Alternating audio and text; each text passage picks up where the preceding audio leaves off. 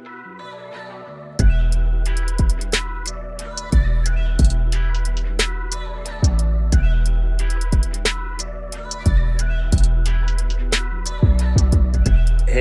what's up? What's going on? Welcome to another episode of the Hey Mark podcast, where I'm Mark, get to have open and authentic conversations about things like mental health and self-development and, everything along those lines, kind of the topics that we don't get to talk about on a daily basis. I try and cover here on this podcast. And today I'm joined by Matt, who you're going to see actually right now.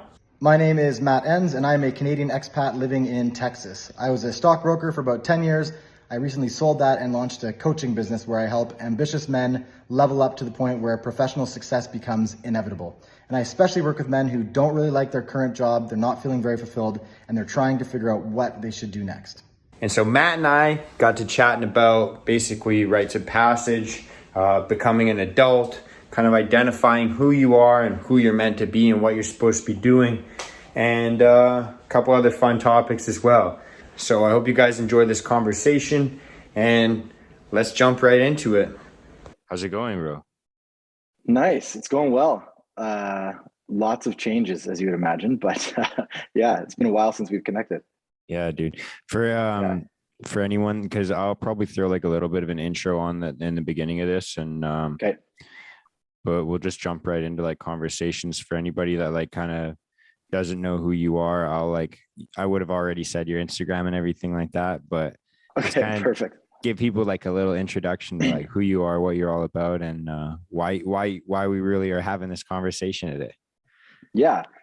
So I'm Matt Enns, and I was an investment advisor for just over 10 years. And when COVID hit, everything sort of got tossed upside down and my values got really tested and refined. And like a lot of people did, I came out of COVID a very different person than I entered into it. And that included my career.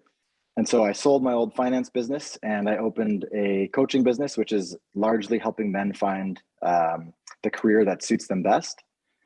And I left Canada shortly before the last federal election, and I now live in beautiful Austin, Texas. Yeah, dude, I saw that you guys were traveling quite a bit, man. You were over in Florida for a bit, was that right, or just visiting? Yeah, there? we kind of went back and forth between Florida and Texas 2 or 3 times, just kind of trying to figure out, where was a better spot to end up. And we had family that was visiting in Florida that we weren't able to see in Canada, since we're not allowed to travel. And so we saw some family in Florida, and those are the 2 states where at the time, things have loosened up a little bit, but at the time when things were looking really rough in Canada, Texas and Florida were the places where you could still be a human being. So those are the places that we gravitated towards. Yeah, man. And I love that you're like talking about it like it's like a post-COVID, like it's because in Vancouver, we still live within like this, like we're still playing pandemic here. So it's so cool that you're like able to just speak about it. Like, yeah, back in the day. It was so funny, man. Like, I wasn't exactly wearing masks as I was supposed to when I was in Vancouver, but we came down here, like I said, early September, we came to Austin, and there were a few people wearing masks here and there. Basically in grocery stores seemed to be the place. For some reason, you get like maybe 1 or 2 out of 10. But restaurants, outside, alone in your car, like nobody was wearing masks anywhere.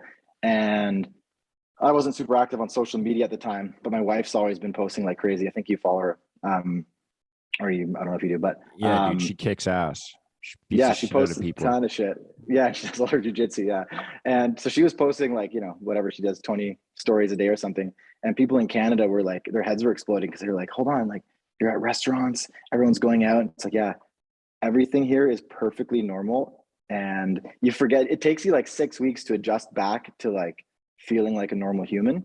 But people's heads were exploding in Canada. They're like, well, is everyone okay? Like what's going on? It's like, no, everybody's just fine. Yeah. Was it weird for like your kids to transition? Well, the move was a big deal for the kids, but as far as like the COVID stuff went, we tried to like kind of insulate them from that as much as possible. Like my kids never wore masks anywhere under any circumstances. We yanked them from school when we knew the mask mandate for school was coming. So they didn't really know that a lot of this was going on. The only thing they knew was like dad worked from home. That's the coolest thing I ever heard, man. I love that you guys had the audacity to do like the balls to actually like follow through with all of that, because like I say, like, it's easy for me because I was like, oh, I'm just not going to fucking go to businesses that support this bullshit. Like, that's kind of the way that I was thinking about it. Like, you know, Yeah. if I had to go to the hospital for some reason and I had to wear a mask, like, I'm not going to, you know, I obviously need medical attention for certain circumstances, but other than that, like, I'm not going to willingly, that was pretty much my stance, is like, I'm not going to willingly go about supporting like this kind of stuff, because it just didn't really vibe with what I stand for. But I think, it's like something, it shows like kind of like the next level of like, kind of integrity when people get to well, I guess not get to, but get to show their children like what kind of things. Like, there's only a few like fathers that I know that you know stayed strong with these, if they had these views, then to keep consistent with them when it came time to like, okay, well, you know, am I actually about this through and through? You know what I mean? Mm-hmm. And I think it I shows. wasn't always. Yeah. Well, like, it seemed like it. I don't know. Like, what? Tell me about There that, were man. times like, I mean, I wore a mask when I was like on planes, like not in the airport necessarily. I was kind of the only person who didn't there, but on an airplane I would, because it was just too much of like a nuisance and I didn't want to cause a whole like thing. I would wear masks like when I was out with my kids sometimes, so that if there was any negative attention from other people, it would be directed at me and not my kids. Um, yeah, but it all changed actually. Like I was going back and forth a little bit, and I was thinking about getting vaccinated for a while, not for very long. My wife was planning on it too. But then, so I was working for RBC at the time, and a vaccine mandate came down. We got the email saying basically, you know, not saying explicitly you're going to get fired, but basically saying, you know, you have to get vaccinated if you want a secure employment future here. And so I thought about it a lot, and it was very stressful, obviously. But I made the decision that, you know, I'm not going to compromise my bodily autonomy and my integrity, and my sovereignty, for the sake of an income. And my wife was at home. You know, I have two small kids, so it wasn't a small decision. But I went into my manager's office, who's an amazing guy. Yeah, he handled it really well. It wasn't his decision, obviously. And I just had that conversation, like, look, this is not something I'm going to be doing. And if that means I lose my job, so be it. And that was a really, really big deal, obviously, for me. And it turned out, you know, RBC made some accommodations, and nobody ended up getting fired, but that was very uncertain. And he said so at the time, like, look, we don't know what's going to happen in the next month. But I say that because when I made the decision to be willing to lose the thing that was most important to me up to that point in my life, which was my career, aside from family, you find this strength inside of you that's always there, but you don't really realize the depth of it, or you're not really connected to it.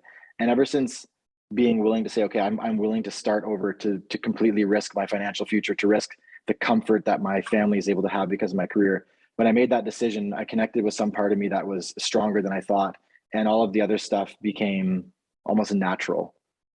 Rather than like something I had to try to do. Yeah, I completely kind of feel that. And I mean, even just having the courage to do that under any circumstances. Like, I have a friend of mine right now who, without giving away like too many details, he has like kind of always had like steady jobs, but he's got like a dependent on the way. You know what I mean? And he's also got this dream of kind of pursuing his own business, essentially. Like, he wants to become an entrepreneur, but with only months away from like having a kid, like, it's been very difficult for him to kind of, you know, he's been like very weary of, you know, obviously sensibly so, right? Like, it's like, I need an income. I need to have an income if I have someone dependent on me. So like, even just to make that move for yourself, like, I know, like, trying to put myself in his shoes, like, I don't know if I could pull the trigger on something like that. So it's been like almost like a philosophical debate inside me recently, where it's like, man, I don't know, like, if I could walk away from that income and that security. So did you have that kind of war within yourself, like kind of trying to figure that out with yourself? Yeah, massively. I went back and forth like hundreds of times in my head. And then probably the thing that made the biggest difference was I was talking it through with my wife, and she was basically like, look, you know, we're here, like whatever happens. She's like, even if you have to get another job, our lifestyle will have to change, maybe where we live will have to change, but we're not going to be hungry. Like we're gonna, like our bare necessities are going to be met. And she's like, the rest is just nice to have. So she's like, we're going to have everything we need. That's not at risk. Like basically just our comfort and our lifestyle and the luxuries of, having above a certain level of income are nice. And she's like, but it's not worth your health, and it's not worth your integrity. And so when she said that, that really gave me the confidence to be like, okay, if that's the way she's looking at it, I'm not going to be a lesser version of the man that she knows I can be. And so that gave me a ton of courage to do that, and almost like permission to do it as well. That's huge, man. Yeah, because that would be like the, as much as we want to say like, oh, we're 100% independent, man. Like I know even like I'm not, like even like girlfriend, I'm always like, hey, do you like this idea that I have? Like, you know what I mean? Like it's always like you're looking for the affirmation. For sure. Yeah. But what I was gonna say is she was like what you said was she said it's not worth your health or your integrity.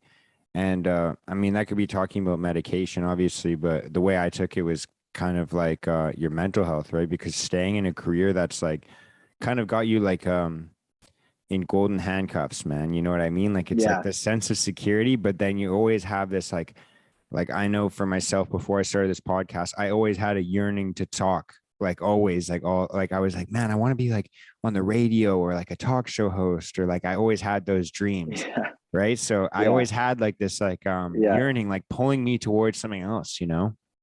And I think when you don't like go towards that, or when you're doing something that you just don't want to do every fucking day, like it just erodes your mental health completely. Yeah. And that was something I came to terms with at the same time. And this kind of segues into what I'm doing now, because I at the time I loved what I was doing, and it offered me income, flexibility over my time, a lot of autonomy, which is extremely important to me. But during COVID, and I think something that happened during COVID, which I think is really interesting, is people kind of like bifurcated, and like there's this big split in society, and people either became more compliant, more passive, more submissive, more obedient, or they started to become more independent minded, more likely to do their own research, more likely to make decisions based upon their own values, not just based upon the default of society's values. And the more that I, went down that second path, the more that I realized the job that I was in wasn't actually providing me with as much fulfillment as I wanted. And it also happened, because this seems to be how everything happens, is when I was trying to make this decision about what I want to do next, whether I want to, stand firm in my beliefs and risk getting fired, whether I want to move to the US, open a new business, I was offered the opportunity to take over a retiring colleague's clients. So I would have taken over all of his clients. I was making like a top 1% income at the time, and I would have doubled that and better even before I started to grow it. So it was like a multiple six-figure potential raise that was on the table for me. And so you have all these things happening at the same time, and then you're starting to realize, I don't know if I want to live here anymore. I don't know if I want to do this job anymore. I don't know if I can keep being the person that I was 18 short months ago or 12 short months ago.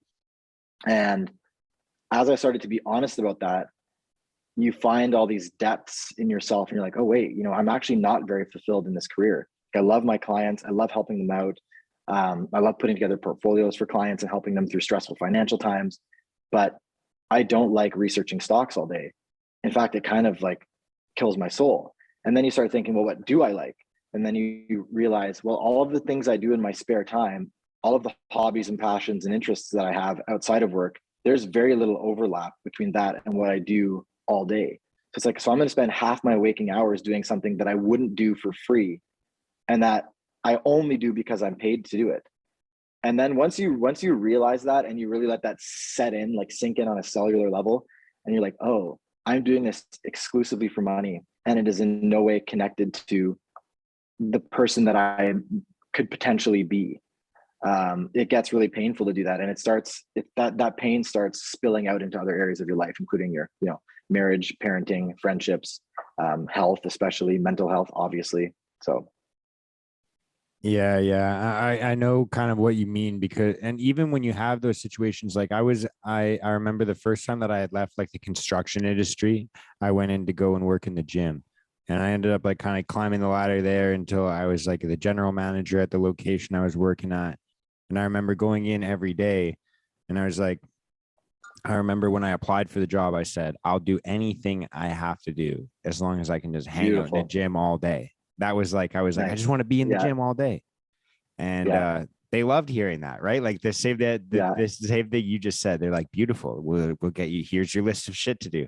Yeah. So Yeah. at the end of it, after like three and a half years, I'm sitting there like, man, I don't want to be in an office doing like conference calls with a bunch of people, like talking about how we're gonna up leads and da da da da da. Like Yeah.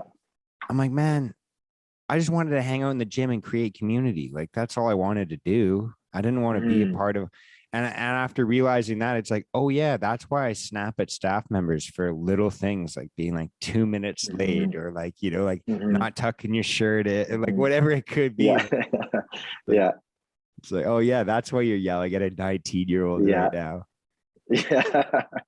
Yeah. I totally get where that's at. It does. It spills over into everything. Like, you're more impatient. And I think it all, you're more impatient, you're more grumpy, you're less motivated. You wake up in the morning with less energy even. And I think it all goes back to the fact that on some level, you know, you might not know it consciously. Your prefrontal cortex might have no idea what's going on, but like deep down, you're betraying yourself, or you're betraying that future version of yourself that could be all these things that you want to be. Right? If you're really attracted to gyms, let's say, there's some future version of you that's making the income you want, that looks the way you want, that has the relationship that you want, that has the house in the part of town that you want, that does the activities in your free time that you want, that makes money in a gym.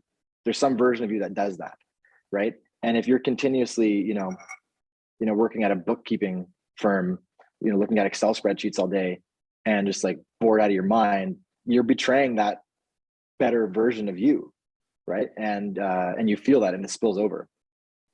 Yeah, absolutely. Yeah, or you're just like kind of paying present. You're paying present self as opposed to paying future self. Yeah, that's right. Yeah, yeah, Yeah. exactly. You're prioritizing who you happened to be by default instead of who you could be if you really thought it through and you really felt it through to be, what you're actually meant to be.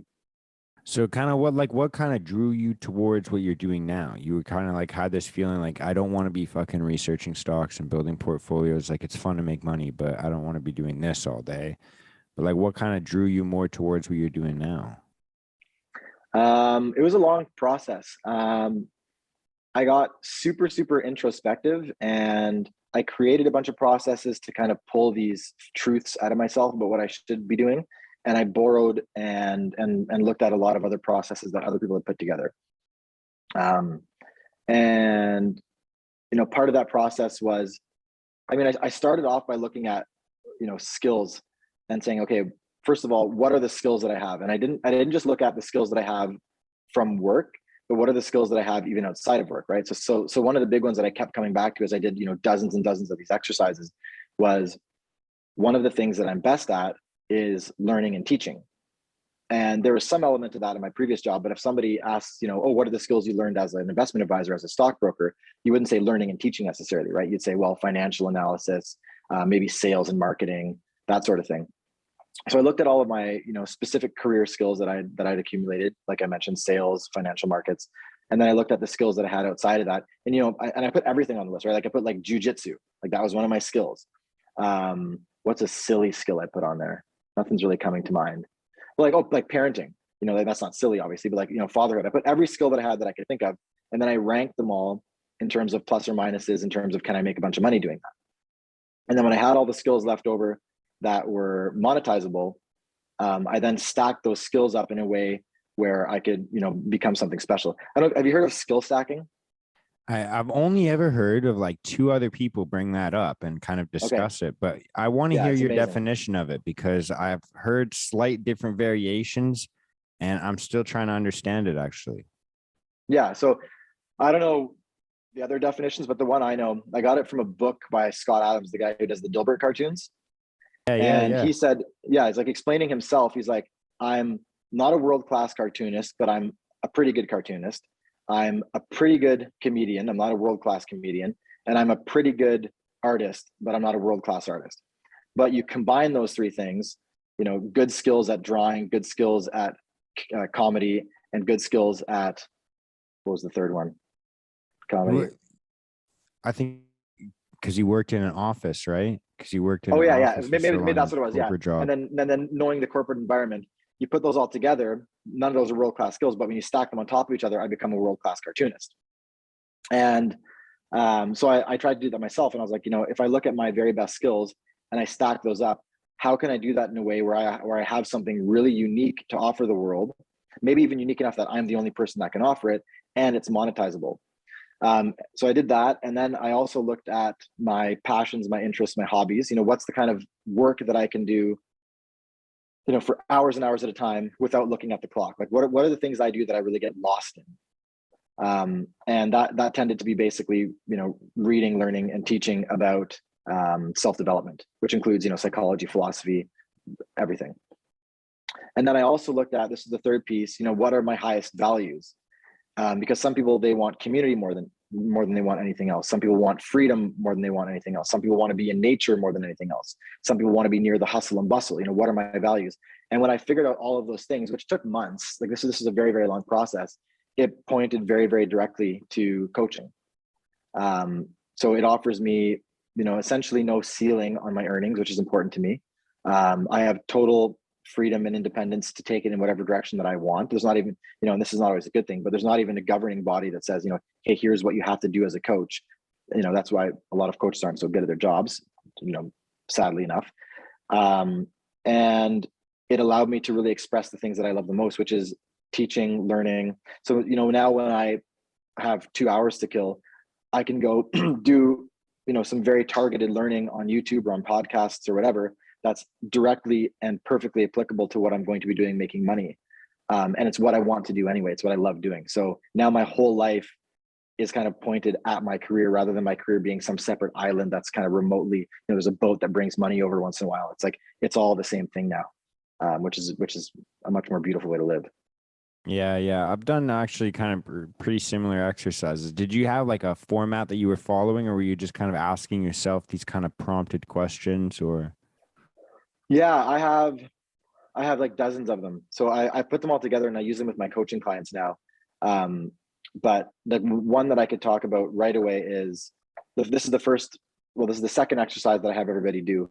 But it's literally, it's super simple. It's just a one-page piece of paper, and it's got like maybe 30 or 40 or 50 values written on it. Like the ones I mentioned, freedom, security, community, nature, all these values. And then you go through it and you basically circle all the ones that stand out to you. And then you keep crossing out until you're left with 3 that are the most important to you. And I did this exercise. I've probably done that exercise a dozen times, but the ones that kept coming up were freedom, authenticity, and integrity for me. And the reason is largely because that's not how I lived my life the first 30 years of my life. Those values, although they were always calling to me, I betrayed them every day, all the time. And when you have your highest values sort of defined, you can then begin to direct the rest of your life at it. Then you say, okay, how can I use my skill stack to point at that in a way that gives me the life that I want? And so the skill stack's another exercise.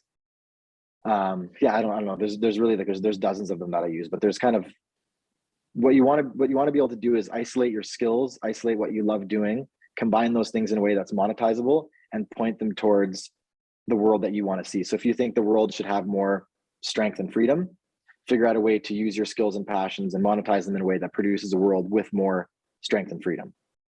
And if you do that, even on those days where you're feeling kind of shitty and you have low motivation and you ate some stuff you shouldn't have eaten, so your energy is super low, you're still going to wake up and be driven to go towards that. Because if you figure out what's most important to you in the world and what's most important to you in your own life, and you can make money doing those things, like, you're not going to lose energy. Like, you're going to keep going until you get some results, whatever those might be.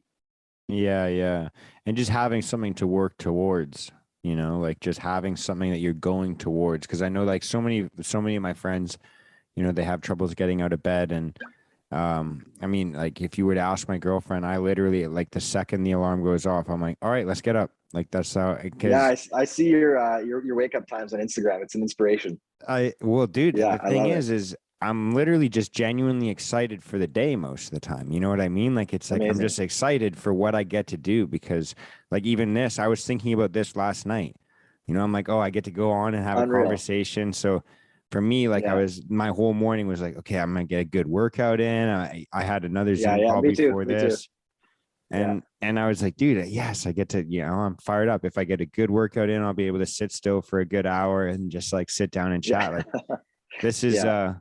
you know, in a place that's still playing pandemic, dude, this is a good way for me to even get socialization in. So it's something that I look Yeah. forward to, right? Truth.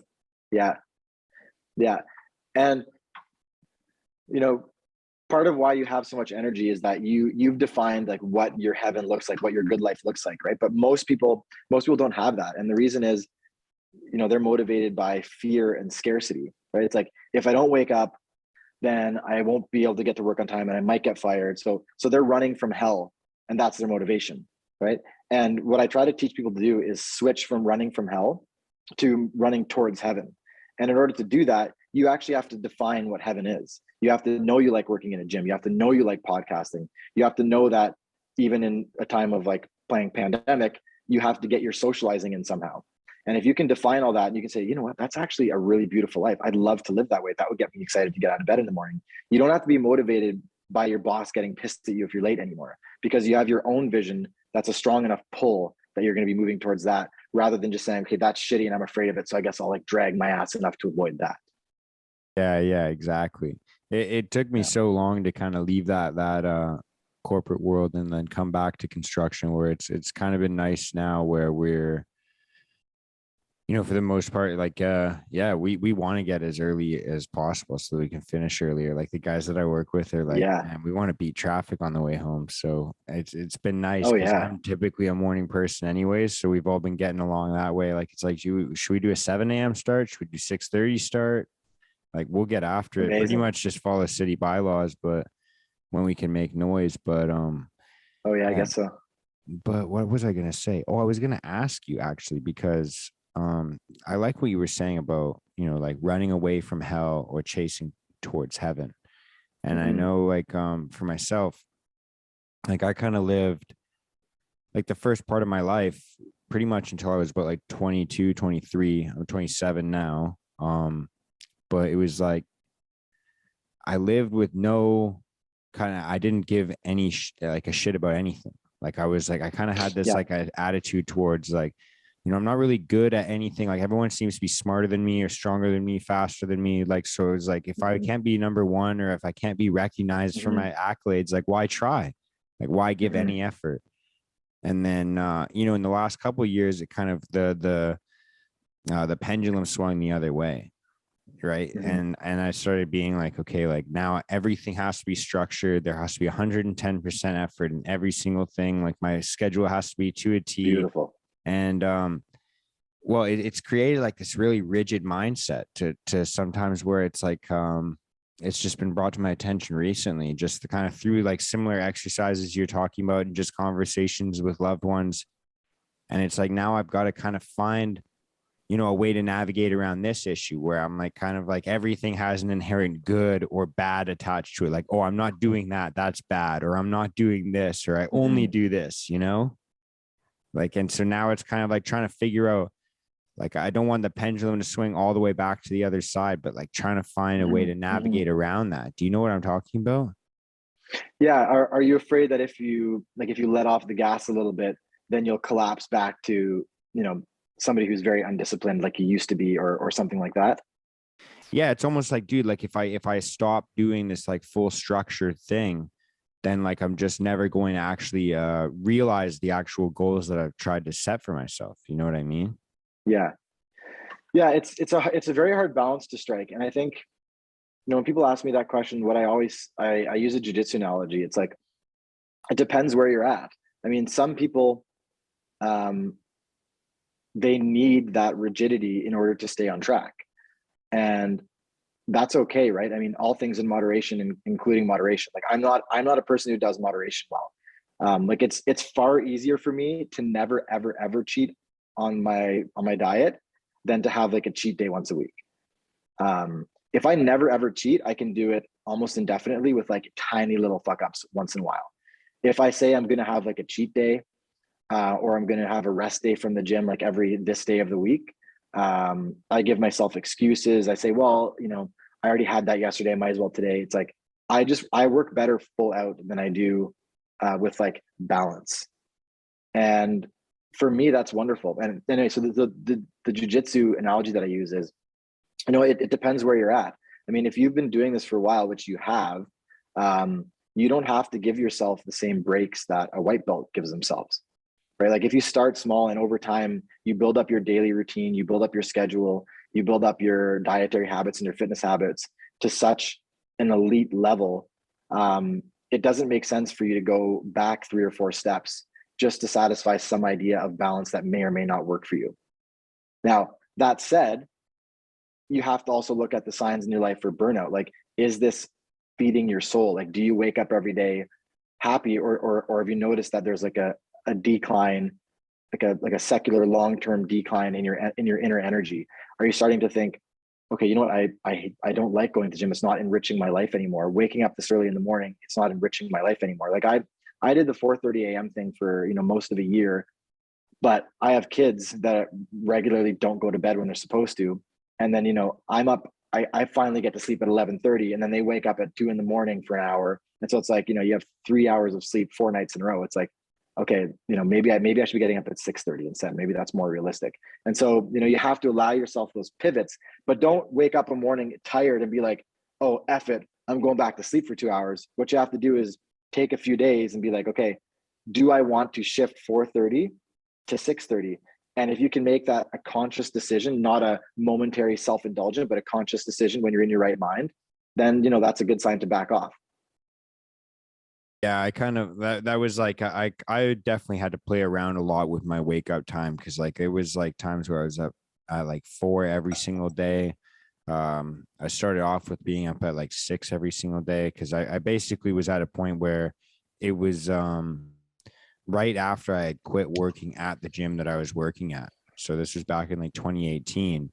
And so I had no structure in my life whatsoever. And so I'm basically like, I'm living at home in my parents' place, waking up at 11 o'clock in the morning and just like smoking weed all day. So I was like, that was the first thing I attacked when I was like, I need to get some fucking structure in my life, man. Like, so for me, it was like, I'm going to wake up at 7 every single day. And that was like my early at that point, that was my early. Yeah. Oh yeah. So I did 8:30 was my early at one time. Yeah, exactly. Yeah. And then it was dialed all the way where I was like waking up at 4 o'clock on the dot every single day. Now it's like kind of found an equilibrium around like 4:45, 4:30 ish. Like I'm up around, like, my rule is basically just like before 5. If I can get up before 5, then I'm good. Like that's like kind of for me. So sometimes I wake up and I'm excited. I'm up at like 4:05, 4:10. And then sometimes I'm like, I'm going to sleep a little bit later. But like you said, like there is the odd day where I'm like, I fucking slept like a week ago. I slept until like 7:30, which obviously for most people is like, that's still pretty early. But for me, it's 3 hours past my average time. So if you normally wake up at 7, like it's the same as waking up at like 10:30, 11, it's like, it's like you said, like there's definitely times where it's like, I needed more sleep that time. I get to bed later, then I need more sleep. Yeah. Yeah. And, there are so many times where I have given myself that extra sleep just because it's so easy when the alarm goes off to say, I'm going to wake up, or sorry, I'm going to go back to sleep, because in that moment, so often I feel like sleeping more. And it feels good. And sometimes you do it, but you have to learn, you have to know yourself well enough to know, am I doing this because I need more rest, because I've been hitting the gym hard, I've been burning the candles at both ends, I've had late nights, I've been working hard, and I need extra sleep, and to give yourself permission to have that extra sleep, but to distinguish that voice of self-care from that voice of self-indulgence, which says, oh, it'd be really good. Like the bed's warm, it's cold outside, like it's leg day, I don't really want to go. Like maybe we'll just take an extra 2 hours. And like, I had to make that mistake thousands of times before I could, like literally thousands of times before I could distinguish the voice of self-care from the voice of self-indulgence. And something I've realized now, which is really interesting, is I feel way worse when I get like a really long sleep. Like if I get like 8 hours in bed is perfect for me because I'll sleep like 6.5 hours or so, 6.5, 7 hours. But if I get 8 or 9 hours of sleep, although I feel way more rested, I'm less productive. My mood's shitty. I have way less like motivation. It's funny. Like I have to feel like I'm in like a 5 or a 10% rest deficit in order to function at my best. Maybe it's some evolutionary thing where like, it's like you can only hunt if you're in like a scarce mindset or something. I don't know. But if I'm well rested, I don't have a good day and I get less done. So I keep myself a little bit tired. Yeah. I actually I resonate with that really well. I always think that I function best off like 7 hours of sleep. Is like, Yeah. everyone says 8. I'm like, I feel 7, man. I'm My all body about that. wants 10, but I feel 7. Like 7 is how I function best. Even like what you said, man, because when I have those sleep-in days, I wake up and those are the days where I feel like the most anxious. Like I can't focus. I'm kind of like foggy minded, and I'm just consistently thinking like, what am I supposed to be doing? What am I, like I'm always making 100%. I'm always somebody that makes checklists. Like I always have like kind of a like list going all the time right beside me. Like I have a pen and paper usually. And but those days where I sleep in more, I'm like, man, what the fuck am I supposed to be doing again? Like it kind of gives me this anxiety, like I'm supposed to be somewhere or be doing something that I'm not doing. You know what I mean? Like it's like that constant 100%. worry. Like I don't even make the lists on those days because it might be something to do with the fact that your physiology is like, okay, we have no needs right now. We're well fed. We're super well rested. We need nothing. Like, and then that part of you that wants to get up and go do something just doesn't do it. Like I literally don't even make my to-do list on those days. And which means I don't do it as much as I'm supposed to do. So yeah, I keep myself a small sleep deficit. Yeah. And it's also, those are the days where I compromise the absolute most. Like I'm always like you were saying, like, oh, it's leg day today. Like for me, that would be like, oh, I'm going to be burning so many more calories than normal, like, and like, Well, there's always a reason. If I want to train super hard, then I should just like maybe hit snooze and nap for another more hour, Yeah. have some Lucky Charms for breakfast. We're smart fuckers. Like we can come up with the reason. Like if I want a reason to sleep in, I'm not going to come up with some bullshit reason. I'm going to come up with like a bulletproof, really good reason where I'm going to be like, yeah, I should definitely go back to bed for 2 hours. Yeah. And if Mark asks me, he should have told me to he would have told me to go to bed for 3 hours. You know what I mean? Like you'll come up with such a good excuse where I'd be like, bro, you need to nap for a day. Yeah, exactly. Yeah. We are self-rationalizing machines. That is for sure. Yeah. And is that like what kind of stuff that you're trying to help people through, like kind of making those kind of distinctions between those two like voices in your head? Yeah. And wake ups, ooh, getting a call here. Sorry. No, you're all good.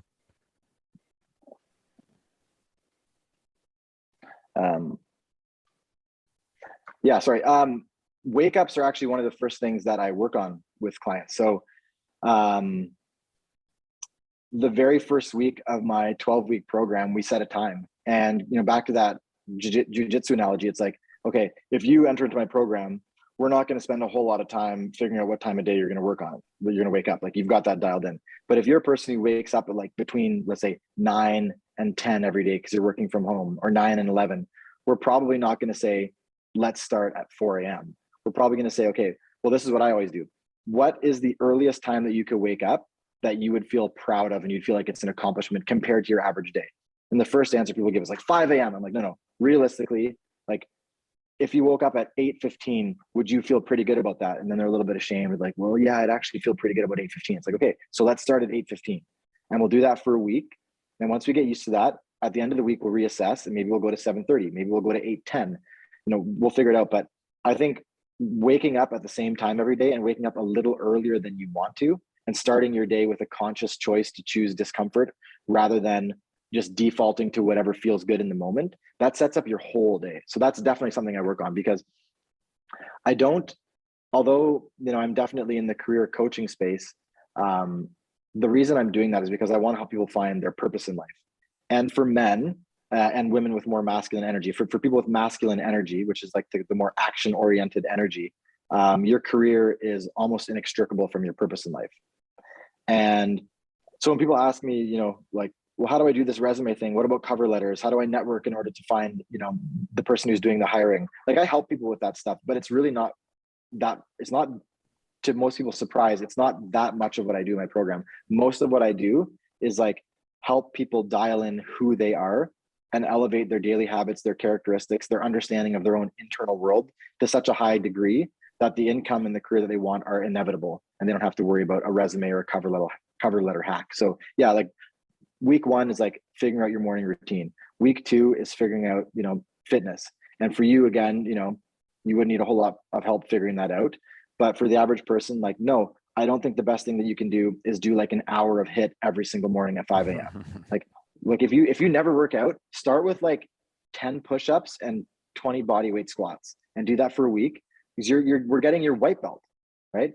And then after you've done that for a week or two, we'll give you a stripe and we'll move it up a little bit. And then by the end of the 90 days, you'll figure out a fitness routine that works specifically for you because you co-designed it with me. And by the end, maybe you'll be a blue belt. Maybe you'll be doing like something a little bit more advanced. But at least you'll have something that maybe where before you didn't have anything. And so it's very much like kind of a total human optimization program disguised as a career advancement program.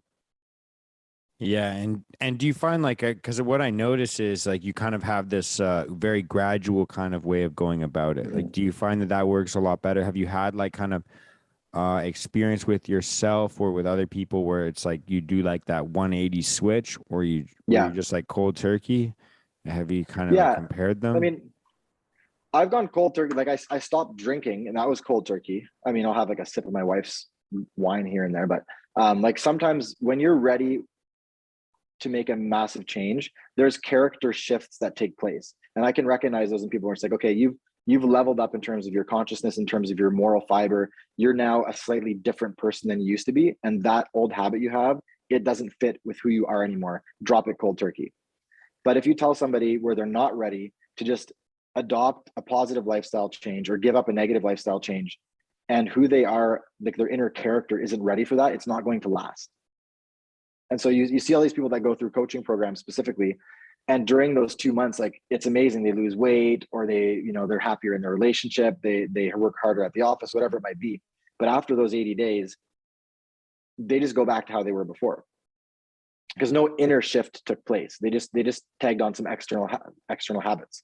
And so my program works where the first month we're kind of spent reprogramming people's inner beliefs, and getting rid of some of the junk that's in there. And then we put together all these routines and habits, and we A/B test them. So by the time they get to the end of the program, they're not eating the diet that I told them they should eat. They're eating a diet that works really, really well for them. And they've progressed from white belt to blue belt to purple belt. And they know how to get to brown belt and black belt on their own, and they can do that. And even the amount of time I work with clients, like I do 1 hour a week for the first month, 40 hours a week for the second month, 20 minutes a week for the third month, in terms of just the private meeting spoken part of it. Because the idea is that after 90 days, you should be self-sufficient. And the way to get there is to start small and then continue to build over time. Yeah, I like that a lot, man. And it kind of changes my perspective as well with some of the friends that I've kind of had reach out to me that I've tried giving advice to. Because there's different people where I'm like, oh, this guy will do a cold turkey approach, whereas like this person needs a gradual approach. And then like the person that I thought would do well with another approach, like they completely fail at it, or they're like they like supersede expectations with like a separate approach where you're like, wow, I didn't think you could just compound small things like that and just grow so exponentially. Yeah. Well, I mean, you're a jiu-jitsu guy, so I can keep beating the jiu-jitsu analogy to death. But like if you show up, you've never taken a class of jiu-jitsu in your life, and you go to the black belt class and they're teaching you, to invert and do some barabolo into a heel hook, into a back take or whatever, it's like, you're not going to learn a thing. You're not going to learn anything, right? Like you have to learn, first of all, to shrimp, to hip bump. You have to learn what guard is. You have to learn what a guard pass is, right? And until you have those foundational concepts, like there's no point in trying to be a black belt, because you're not going to learn anything. You're going to get frustrated. You're going to get beat up. You're going to deplete your energy, and you're going to quit. And then you're going to be even worse off than when you started. So people have to, first of all, figure out where they're at. And that's hard for people, because being honest about where we're at in life, it's incredibly difficult to be honest with yourself. It's far easier to be honest with other people than it is to be honest with yourself. But if you can, go through some basic exercises or work with somebody who can help you and figure out, where am I really at? Am I really a wake up at 5 a.m. every day for the rest of my life guy? Or am I maybe like just try to get out of bed at 10 a.m. every day for like a week in a row? Like who am I really right now? Because it's okay to not be a black belt in something you've never fucking tried before. Right. And people have this idea that they're like, well, I feel pathetic and weak right now, and I'm not fulfilled with who I am. So I've got to be like that guy. I've got to be like Jocko Willink. And so I've got to be like Jocko Willink by, Tuesday at 5:13 a.m. It's like, you're probably not going to be Jocko by Tuesday at 5:13 a.m.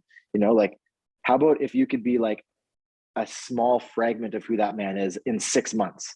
Like, would you be happier than where you're at right now? It's like, yeah, but I wouldn't be really happy about that. It's like, well, would you be happier than where you're at now? It's like, yeah. It's like, well, do that. Like, give yourself those wins. Like, start stacking wins, because if you stack enough wins, the confidence and the motivation and the productivity and the continuity and consistency, those things will all come. Like, but just start stacking wins as small as they are, and be humble. Like, be okay with stacking small wins, because you're not going to go to the gym and bench press 250 pounds the first time you go, right? Like, it's not going to happen. So like, bench what you can bench. And then if next week you can add a 2.5 pound plate on each side, like, give yourself a pat on the back and celebrate it. Even if that only brings your bench up to like 70 pounds, whatever, just celebrate it. Yeah, 100%. And even that, like, kind of that, like, knowing who you are, knowing your identity, like that, even that can be fluid, right? Like, I'm sure, like, the person that you wanted to be when you were like 16 is completely different than who you wanted to be. I don't know when you had kids, what stage or what age you were at, but like, I'm sure that was a huge milestone in your life where, like, holy shit, I have a complete different set of priorities now. You know what I mean? Yeah, like, that's for sure. So it's like that identity or that shift towards like which version of Mark do I want to be? Like, I'm sure by the time, when I get married or when I have children or when I'm, when I'm a homeowner or whatever, all of those milestones will create kind of like a new, setting for who I want to be. Like, that idea could completely change. Yeah. And who you are, it changes massively by the stage of life you're at. And it also changes over time as you get to know yourself better and as the external forces in life shape your internal world. Right. And you have to learn those things, right? Because, when I chose the career that I started in, I didn't choose it because I thought it was necessarily a wonderful fit for me. Like, I didn't know a thing about myself. All I knew is, like, at the time, okay, my wife is pregnant. I have no real job at this point, and this is a job where I can at least make money, and I've got an in to get started. So I'll just choose that by default. And then you wake up 10 years later and you're like, well, this I didn't choose this because it's good for me, right? So it's really helpful to get to know yourself. And one of the other exercises I take people through, and I think this is super important for people to do this. This is part of my ideal self exercises. Is like, what are the things that you were interested in as a kid? Right? Because those are the things that might stay constant through your life. Even as your identity shifts and changes, there's certain things that'll stay constant during your life. And, when I was a kid, like, I'll give a random example. I always wanted to be a ninja. And I thought, like, everybody that's just like, kids want to be ninjas. But it's like, no, some kids don't want to be ninjas. Some kids want to be basketball players or astronauts or scientists, right? I wanted to be a ninja. And I ignored that my whole life because I'm obviously not going to be a ninja. But it was calling to me and calling to me and calling to me. And in my late 20s, I finally signed up for Jiu Jitsu. And it altered my life in so many ways doing that. And if I hadn't done that, if I hadn't found that outlet for, like, my ninja self, I would not be as full a person as I am now, right? I was also interested in art as a kid. And, now in my new job, I'm creating content, I'm writing. It's very creative. So, like, that part of me is fulfilled. But so there are these things in your life that, as much as your identity can change and will change over time, there are constants. And I think those are the things that you kind of have to build your life and build your career around. Because if those things that have been calling to you since you were a small kid, if those aren't fulfilled, you're going to lead a shallow life. And you're going to get to the end of life and you might not have any idea who you even are, or who you could have been if you lived according to who you actually are meant to be. Yeah. Yeah, I never thought of it like that, actually. I like the way that you said that, because if you think about like, well, if I think about like myself as a child, like it definitely like I would have been thought of or known as probably like a class clown, like always talking Yeah, off me in the too. corner. You know what I mean? Yeah, So naturally gravitating towards podcasts, like it kind of makes sense, you know? Like I like the way that yeah, you said that. yeah, But the disheartening part about that, the truth behind that, when I think about it, is like a lot of those things that we like gravitate towards, especially as like young boys, are things that we're condemned for. So then we oh have this yeah. like feeling like, oh, maybe I should shut my mouth. Maybe I shouldn't say things that piss Hmm. people off, Hmm. even though it might get my friends to laugh. Like it's going to make these other Hmm. people uncomfortable. Like maybe I shouldn't do Yeah, that. Like we get condemned for the things that we naturally like gravitate towards. yeah, yeah. And I could do a whole podcast on the public school system, which my kids are not in, which I was like destroyed by. I switched schools so many times. I was kicked out of classes. I was like in alternate programs. Like I joined the gifted program and immediately got kicked out of that. And like school is a disaster for me because my personality and my temperament. There's no fucking way I'm sitting in a desk for 6 hours a day at age 8 and like learning about stuff that I don't care about, that might be completely uninteresting to me, or might be something that I've already learned and I'm way more advanced than whatever they're teaching. It's like, but well, in this group of 30 kids, this is what we're learning today. So sit down, shut up, stop moving. It's like, okay, I've got ADD. I'm eating all kinds of shit food, which I didn't realize, which is going to set off my ADD like crazy. It's Yeah. not possible for me to sit still at my desk for 6 hours a day at that age. It was not possible. Now with like the way I eat, maybe I can pull it off. But like back then, eating all the stuff that I didn't know I was sensitive to, like that's a recipe for incredible mental dis-ease. And I definitely had that my whole childhood. It was a disaster. Yeah, yeah. I love the Yeah. way you say that, man, because I know that you and I have probably made some similar shifts in terms of like our dietary, like the food that we consume. And I Yeah. know for myself, like brain fog is like one of the things that definitely has been cured for me. Hmm. Well, I wouldn't say cured, I'd say mitigated for sure. Hmm. But What do you eat? I eat for the most part, like I'd say it's like a carnivore-ish diet. I eat like a lot Yeah, of me too. meat, fruit, eggs. I eat a little bit of dairy. And then like typically like maybe once a week I'll have like a little cheat meal with my girlfriend kind of thing. We'll have like a movie night, but for the most part, yeah, it's just like fatty meat in the morning with eggs and then steaks for dinner and lunch and then fruit throughout the day Beautiful. if I get It's, hungry. yeah, it could be worse. Yeah, and but I think Yeah. back to like the foods that we ate as kids. Like I remember being in No, like disaster. in school, like I remember secondary school wasn't too bad. By like grade 11, 12, I figured it out. Like I figured out how to play the game enough that like I could skate through, not really piss too many people off and just kind of sit in the back of class. Like that was where like I started to get comfortable, grade 11, 12 Yeah. was where I was like, all right, cool, I can get Yeah. through this. But 15 like years later, you figured it out. Nice work. yeah, Yeah. yeah, exactly. Yeah. But like the first like 15, exactly what you said, man. Like the first like I remember elementary school was just torture for me, like Yeah, literally it is. torture. It is torture. Like we Yeah. were It's a me and horrific thing to do to a young child. Yeah. dude, I live with a guy that I grew up with, my roommate.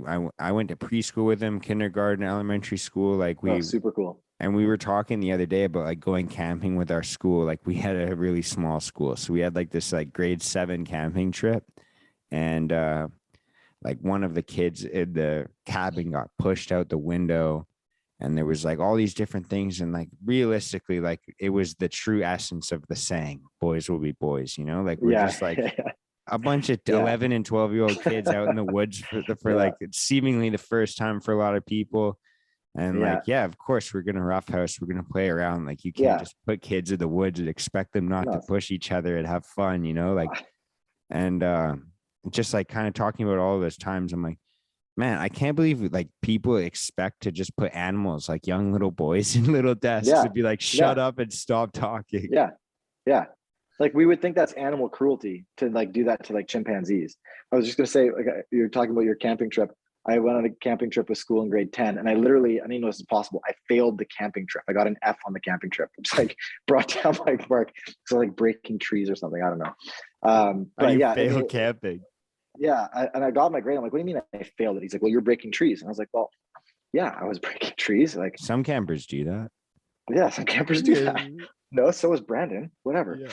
Um, yeah, but like my son goes to a school. You know who Tim Kennedy is? Yeah, yeah. Yeah, so Tim Kennedy has a school in Austin, and that's where my son goes. He has a school. And yeah, it's called Apogee, and there's no grades. It's a multi-age classroom. So his classroom is kind of like roughly age 7, depending on where you're at. Like they'll move kids up or down to roughly age like 11 or 12. Older kids help the younger kids. Younger kids get helped by the older kids. It's all self-directed education. It's all based towards the things that you're interested in. And the idea is that by the time you graduate, at age 17-ish, you haven't acquired a baseline level of skills in a set curriculum. It's not like, because public schools, like by the time you graduate, you should have a basic understanding of math, of reading, of history, whatever. The goal of this school is by the time you're 17, you want to have fully figured out who you are to such a degree that you can give your unique offering to the world. So that, every kid's got some unique calibration in life.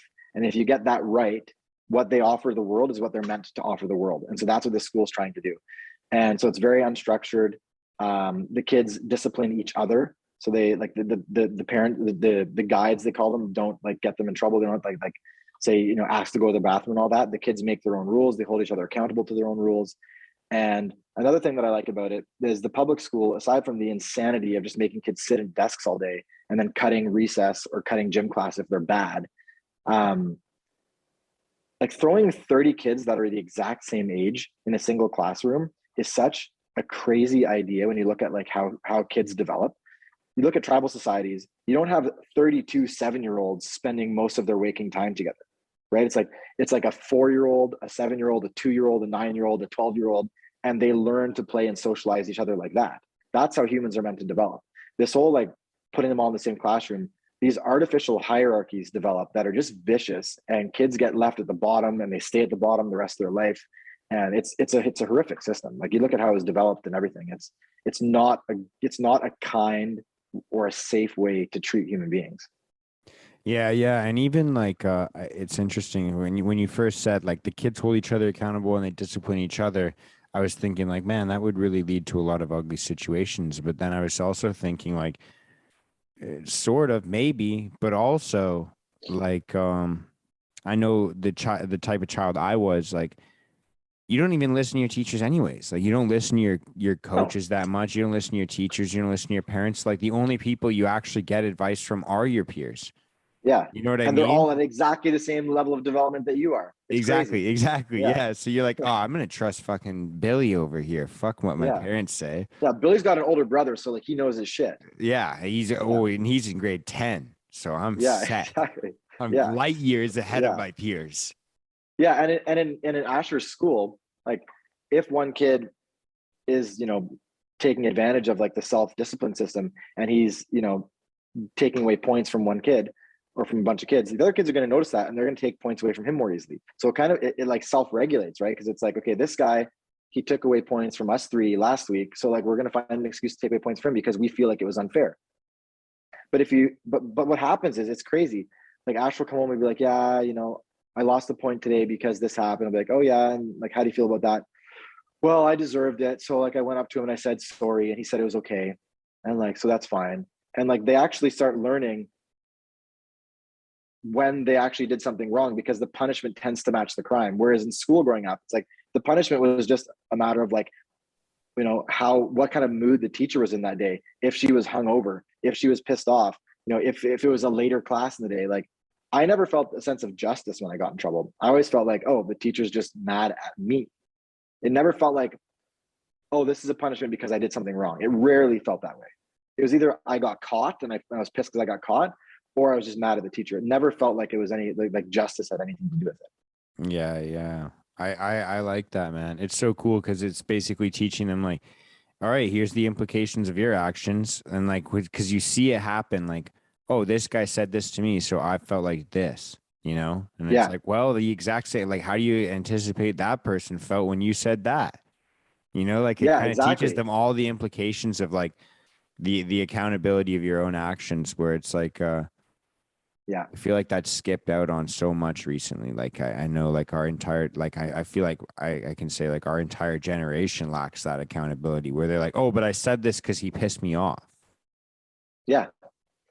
Yeah. And in school, you're taught basically to obey and to follow the authorities.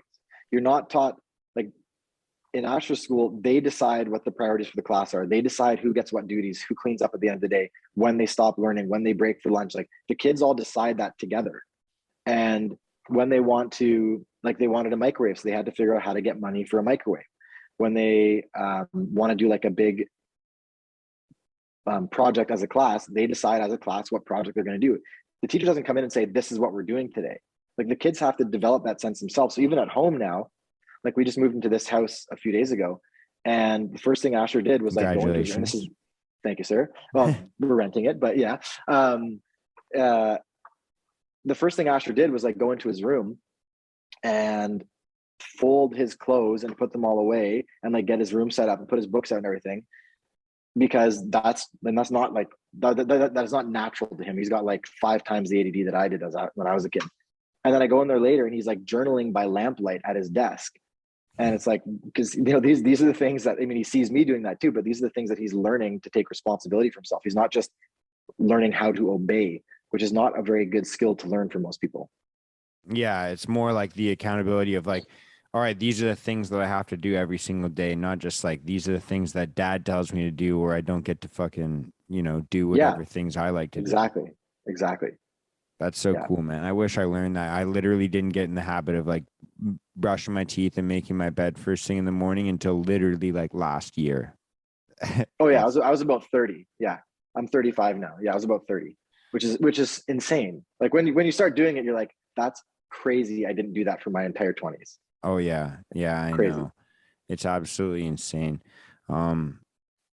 Yeah, man. Before I let you go, I wanted to kind of pick apart your brain as well, like where you think like that, like kind of, do you think that you're the next generation? Do you think like your son will kind of have like a similar calling to you as well, and just kind of be able to you know, kind of put that into his idea where he's like, I know exactly who I want to be? Or do you think that even with all of this programming, like I think do you think it's inevitable that we have this kind of identity crisis around our like 20s as men? Mm-hmm. I do think it's inevitable as men, that you have a crisis or a series of crises until you become a man, right? And one of the major reasons why I think that happens with men, aside from, you know, the fact that we're taught to obey rather than to take responsibility, we're taught that we're not that important, and like the most important thing that we can do is be quiet and sit down and shut up and give other people space to talk. Aside from stripping away everything that makes men happy, which, you know, we could obviously talk about that a lot, and there's a reason why guys like Jocko, Joe Rogan, Jordan Peterson are now, you know, household names. But there's no rite of passage for men anymore, right? Mm-hmm. And so, you know, my rite of passage was a time where I lived so irresponsibly and so shamefully and so self-indulgently that my life collapsed. I was separated from my wife. I was alcoholic. My job was going terribly at the time. And, you know, then I rebuilt myself. And so that was my rite of passage. And that didn't happen until I was in my 30s. Right. But if we have rites of passage, which I already have planned for my son at various ages, where he tests himself, where he gets terrified of failure, where he gets to the point where he's like, okay, I might not have what it takes to do this. Like, I might have just failed. Like, I might be a failure. And then he finds his way through that dark night of the soul, and he comes up and he overcomes whatever the obstacle is. I think that'll do a ton to cement someone's identity, because your identity only gets cemented in times of crisis. Like, forming an identity running around with rainbows, with unicorns under rainbows, like that's not going to happen. And so I think the fact that, you know, the closest thing we have to a rite of passage that most guys go through is like graduating high school. And that just means like, okay, I'm finally done this thing that I totally hate. So I'm going to get blackout drunk with a bunch of guys my age and like maybe fuck the rest of my life up. Right. Like, we don't have healthy rites of passage. So I'm going to take my son through several of those at key ages. Even this year, he turned 9. Like, I bought him a BB gun. You know, we went out shooting. because a BB gun can he can hurt himself with it. He could hurt other people with it. And I think that's important for him to know that he has that capacity and to walk around with that knowledge that my actions make a difference, because bad or good things can happen because of them. So yeah, I would say rite of passage is a huge thing to avoid that identity crisis, by actually forming an identity. Yeah. And just kind of consistently testing yourself in different areas of your life, right? It's, when we hear about the Cam Hanes, the David Goggins, we're like, oh, I have to go and run 100 miles. Yeah. It's you always hear about those things where it's how about starting with that tough, like you said, how about starting with that tough conversation with your partner? How about what can I Yeah. do better? Asking them hey, where can I improve? Instead of being this fucking macho fucking, Yeah. for myself, I can only speak for myself where I'm oh, I'm a great catch. What I don't need to improve. They need to adapt to me. It's almost you got to go Yeah. back and be hey, maybe I do have some room for improvement, and where do you think I should start? And they're oh yeah, you got fucking. Yeah. Yeah. And if your partner tells you that you're kind of good, nothing's wrong, she's lying to you and she's not happy. And my wife told me that for a long time and I believed her. And then, the collapse happened and it was oh shit, the fact that I'm an irresponsible, shameful little boy and you depend on me as the other half of this partnership, yeah, you're not okay with who I was. And yeah, and I think that's my whole journey started this way. And I think, if there's one kind of thought to leave everybody with, it's if you're not sure how to progress to the next level in your life, your career, your relationships, anything, like you were alluding to, the most important thing you can do is to close your eyes and be what am I fucking up right now that I kind of know I am fucking up and that I should stop doing? And it's really hard to ask yourself that question because it's hard to listen to all the voices in your head. We've got so many competing voices and so much data and information coming at us all day that our brains are scrambled. But the best way to do that is to ask that question. And then whatever answer you really, really, really don't want, that answer that you kind of throw away right away and you turn your head away and you're no, it's not that. It's not that. Those ones that you try to ignore that you're really, really good at ignoring. If you can listen to those voices, your life will change radically because you have all of the answers within you. And my whole self-development journey started when I heard Jordan Peterson say something to that effect. He said, if you have a memory that's more than 18 months old and you still have an emotional reaction when you think of the memory, it's basically because you haven't learned everything from that memory that you could learn. And this was at a time in my life where I had insane social anxiety, adrenaline rushes 40, 50, 60 times a day, barely functioning. I would lose my voice talking to my wife or my mom on the phone. I choke up like I'm talking in front of a million people. My social anxiety was off the charts. And I was taking edible marijuana to sleep at the time. And when you ask yourself a question you don't want to know the answer to when you're taking a heavy edible, you'll get the answer. And I did that every night for literally 18 months until I ran out of answers. And it was that's not what I recommend because it was super destabilizing for my personality. I had basically a personality collapse. But by the end of it, there was nothing I was hiding from myself anymore. At least nothing that I could find that I was hiding from myself. And when you finally stop hiding from yourself, that's a superpower. And then when you can rebuild from that point without anything holding you back that you don't realize is holding you back, you can live an amazing, tremendously powerful life. So yeah, whatever you don't want to admit, just man up and admit it, and your life will get worse for a little bit, and then it'll get way, way, way, way better.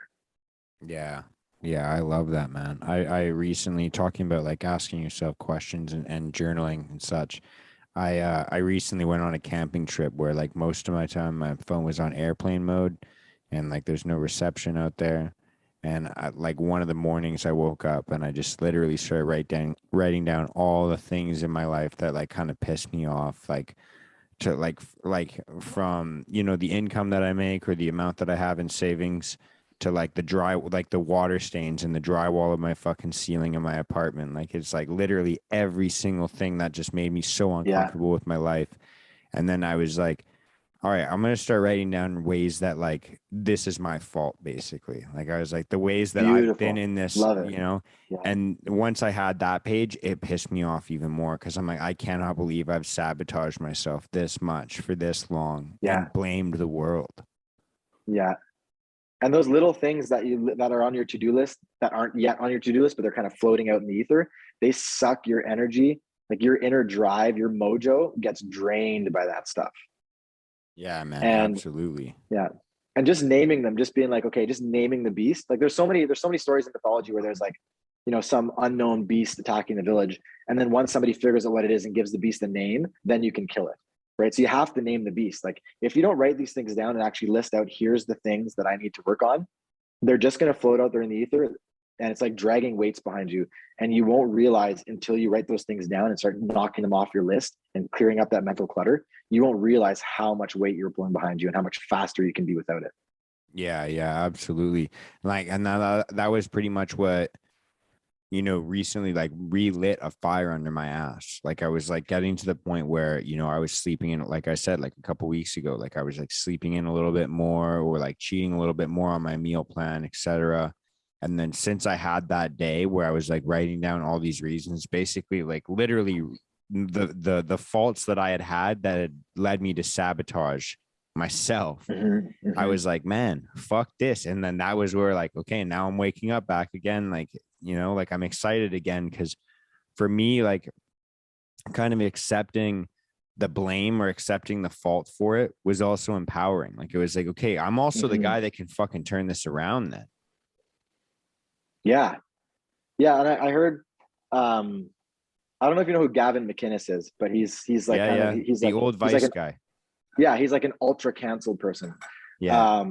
But I was listening to him one time years ago, and he said, if your marriage is failing, as the man, it's your fault. And I thought, okay, that's Wow. stupid. Like clearly there's lots of cases where it's not. And then he had like people call in and they explain these horrible stories of like, where it was like, okay, this is clearly okay. Clearly in this case, like it was the wife's fault. And no matter what story they called in with, you're just like, yeah, the way you explain it like that, it kind of sounds bad, but I don't know. It's probably still your fault. And he was like, hang up and go to the next one. And that sounds like really stupid. But for me, that was like the message I needed to hear. Like that was what saved my marriage, was like, okay, I'm just going to look at everything like it's my fault. And whether it's true or not, whether it's factually accurate, is kind of secondary, because what matters most is what's true in action and in behavior. And when I looked at it that way, like anything that happened, it was my fault, I became way more patient, way more loving, way more forgiving. I began to obviously take more responsibility and accountability, and I began to act better, and I began to act more in accordance with a version of me that I'd be proud of. And then my wife, oh surprise, she started becoming way more loving and patient with me because there was an environment that I was creating in the home. And so, you know what, whether it's factually true or not, if you take on as many of the world's problems onto your own shoulders and say, this is up to me, totally counter to what you'd expect, everything gets better. Yeah, and it's so funny because that's like the exact opposite of what society kind of like pushes in the narrative, where it's like Yeah. this has all happened to me and we need to send this person money because this happened to them, or and man, like I'm all about like a kind of like a social welfare system, man. Like I've definitely been on like employment insurance in certain areas of my life, man. Like there's been times that were a little bit more difficult to navigate than the way I live now. But I just feel like in society, it's always like, we always want to ask like, what happened to you, instead of like, what, like, how did your life, what did you do to get yourself there? You know what I mean? Like, Yeah. it's Yeah. And like, there's obviously like, there's a place for both, and you don't want to be an asshole. Like you want to be empathetic and you want to dig into, like, you have to talk that stuff through, but you have to talk it through with the point of like trying to move past it. And I had so much empathy coming at me from so many directions at certain points in my life that it was actually very disempowering, because it created this thing where it's like, oh yeah, like none of this is my fault. Like I have been a recipient of hardship and I am a victim. And that mentality is not the thing that's going to get you back up on your feet and stop being a victim. It's just going to be like, okay, yeah, like poor me, it's not my fault. And since it's not my fault, there's really nothing I can do about it. It's like, you know what, but if it was your fault, and again, whether it's factually true or not, if you think about it like it's on your shoulders, you're the person in charge of it, as scary that responsibility is, it gives you the power to say, oh, well, if it's on me, if it's my fault, that means I'm the one who can control this. So I can actually make it better. So it's actually a very empowering message. The last thing you want to do to somebody who's like completely depressed and their life sucks is tell them like, it's not your fault. There's nothing you can do about it. It's like, oh, really? It's like, well, maybe I won't stick around then. Because if there's nothing I can do about it, what's the point? Yeah. Right as you said that, I thought about the scene in Good Will Hunting, man. It's like, it's not your fault. Oh, I rewatched that like every 18 months. Amazing. I watched it like 2 months ago. Yeah, it's one of my favorite movies ever, but that I know. just sparked it. I know. It's like, it's not your fault. Yeah, so good. Amazing scene. Yeah. Man, I think that's a beautiful place to wrap this up. I got to get jetting out of here pretty soon here because I got to get somewhere at noon. But amazing. Dude, I really appreciate this, dude. This is one of my favorite chats. Actually, it flew by way faster than I thought it would. Oh, I'm glad. Thank you. I'm amazing. I'm hopeful that we get around to pretty quick, man. Because I feel like the two of us can just ramble on for hours and hours, man. Yeah, and I'd like to catch up with you a little bit too, hear about your life. But yeah, I'd love to do round 2 anytime. Wicked, man. Maybe we'll set that up later this week or next weekend, whatever it works best for you, man. But I appreciate your time, man, and I appreciate your insight. Definitely. That kind of even helped me out, like kind of figure out some of the work that I need to do with my own identity. Just kind of maybe just revisiting it, man. I appreciate it. Amazing. Well, I'm very glad to hear that. And yeah, anything you want to dig in deeper offline too, always available for you. Yeah, man. We might have to talk about getting my ass over into Texas there soon. Hey, I'd love it. You know what? I don't know if this is gonna work, but let's see if I can make this happen. We got I'm like, you see the water? Wow, the weather looks impeccable there. I can't see any water, but there you can see it. Yeah, it's kind of like it's hard to see from here, but it's I'm fucking up the camera. It's a good spot to visit. We got an extra bed, so if you want to come check it out, like definitely do. Hell yeah, man. I look forward to it. Thank you so much, man. Thank you for your time. Right. Thank you for your hospitality. Thank you. Man. I appreciate it. Yeah, thanks so much for having me on. I really, really do appreciate it. All right, chat soon, man. I'll text you later, but I'm gonna jet out of here now. Okay, cheers. Take care. Thank you so much, bro. Peace. Bye.